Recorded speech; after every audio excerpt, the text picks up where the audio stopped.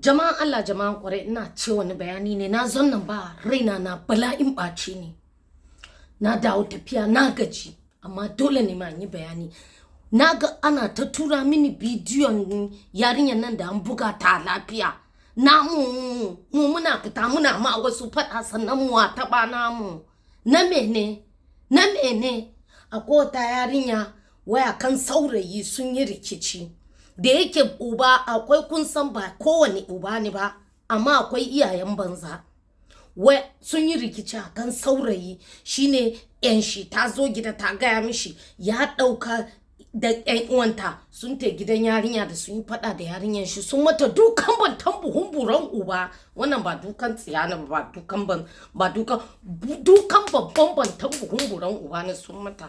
Sun yayyaga mata kaya sun mata tsirara. Saboda haka ina yi bidiyo nan abin da ya sa ma ban yi saurin yi bidiyo ba saboda na gani an ɗauki mataki. Na ji labari na ce barin sake man ƙara gaya muku.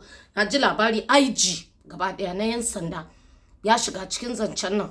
Menene minista ba na matasa, youth ba, Pauline Talent tana ciki. Akwai wasu alƙalai mata na ji labari a Lafia suna ciki.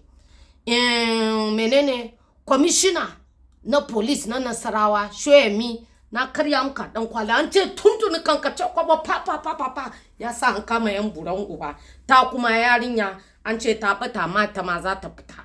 Don Allah don Annabi a nuna misali kuma ba ku san wani abu ba.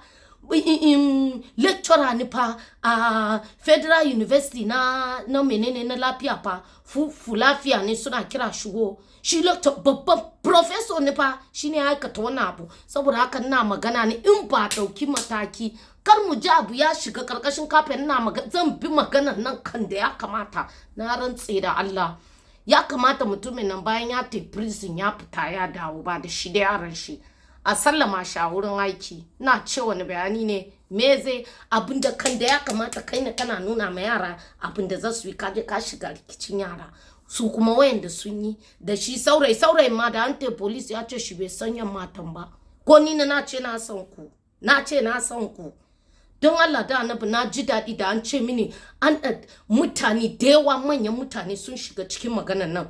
Kar ku ce za ku yi amfani da maganan wani professor ne ko yana da kuɗi mu manta da magana na kowa ne sannan ya mace duba abin da sun mata kai ni na hanya da mu lafiya kenan da ni na za a kashe maganan nan mutumin nan sai na yi ido biyu da shi. Ina ce wani bayani ne dole duk wanda ya san randa za a kai su kotu a sanar da ni. Jama'an Allah jama'an kwarai na ce wani zance ne ku da kun sani kuma hayasa barkamu.